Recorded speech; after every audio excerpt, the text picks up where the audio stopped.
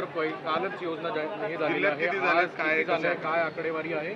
आता परत पहिल्यांदा माहिती आहे की आपल्याला साधारणतः एकूण आपल्याला तिन्ही योजनेमध्ये आपल्याला माहिती आहे प्रोत्साहन 2 लाखाच्या पुढचे 2 लाखाच्या आतले साधारणतः 1944 कोटी रुपयाचा लाभ या जिल्ह्यातील शेतकऱ्यांना साधारणतः मिळेल असे एक थोडं एकंदर प्राथमिक अंदाज आहे.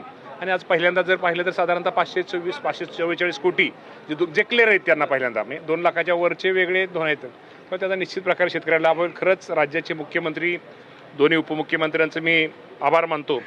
साधारणतः जिल्ह्यामध्ये 1,08,000 शेतकऱ्यांना त्याचा लाभ हा शेतकऱ्यांना निश्चित प्रकारे त्याचा होणार आहे.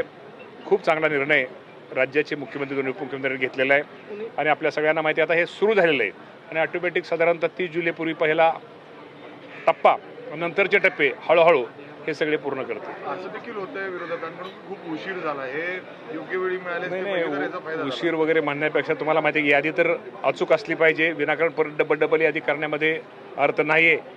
जे आयकर भरणारे ही योजना आहे ती गरीब शेतकऱ्यांसाठी आहे, मोठ्या शेतकऱ्यांसाठी.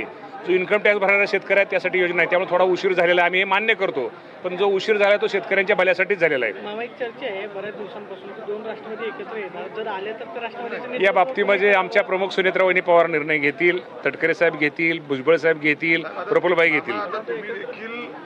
म्हणजे कृषी मंत्री आहात, एक मोठी जबाबदारी आहे, पक्षात तुमच्यावर विश्वास आहे, सगळेजण तुमच्याकडे विश्वासाने बघतात. विश्वासाने बघता म्हणूनच मी माझ्या नेत्यांना विश्वासाने पाहतो. जो नेते निर्णय घेतील तो निश्चित प्रकारे सगळ्यांचा जो विश्वास सर्वांनी व्यक्त केला त्या विश्वासाप्रमाणेच निर्णय घेतील. नेत्यांमध्ये एकमत आहे का सध्या? 100% आमच्यामध्ये सगळे एकमत आहे. राष्ट्रवादी सगळी एकमत आहेत, त्यामुळे अडचण काही नाही. आणि आता न सांगता येतं इकडे जातात, प्रत्येकाला अधिकार आहे, विकासाची कामं असतात, इतर कामं असतात, त्यामुळं ते कामासाठी जावं लागतं. ह्याचा अर्थ वेगळा काढू नये. मामा, गेल्या काही दिवसांपासून पाऊस जो आहे तो समाधानकारक पाऊस आहे, त्यामुळे शेतकऱ्यांसमोर असलेलं आव्हान जे आहे ते कुठे सोपं झालं असं वाटत नाही का पेरण्याचं? नाही, पाऊस तर आहे, अजून पाऊस सर्वदूर पडला पाहिजे, एक समाधान आहे. पाऊस पडलेला शेवटी पडल्यानंतर समाधान तर मानलंच पाहिजे.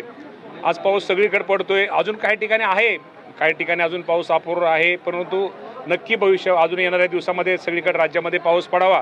आता उद्याच एकादशी पांडुरंगाचे मी तर साकडा मी सगळ्याच्या वतीने राज्याच्या वतीने घालतोय की यावर्षी चांगल्या प्रकारचा पाऊस पडू दे, शेतामध्ये चांगल्या प्रकारचं उत्पादन मिळू दे आणि शेतकऱ्याला चांगलं उत्पन्न मिळू दे आणि माझा बळीराजा सुखी राहू दे.